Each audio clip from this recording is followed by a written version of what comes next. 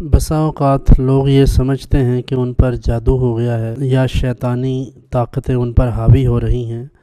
نظر بد کا مسئلہ ہے یا اس طرح کے دیگر معاملات۔ ایسے میں رسول اللہ صلی اللہ علیہ وآلہ وسلم کا یہ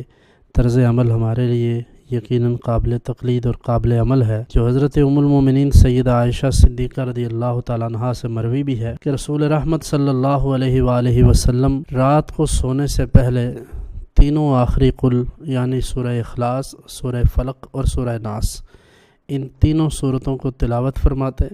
اور اپنے مبارک ہاتھوں پر دم کرتے اور سارے جسم اقدس پر انہیں پھیر لیتے۔ اس سے ہمیں یہ پتہ چلتا ہے کہ رسول اللہ صلی اللہ علیہ وسلم اپنی امت کے لیے یہ تعلیم ارشاد فرما رہے ہیں۔ گویا اگر کسی شخص کو نظر بد، جادو، آسیب اور دیگر معاملات کے حوالے سے یہ خدشہ ہو کہ مجھ پر کوئی چیز اثر انداز ہو رہی ہے،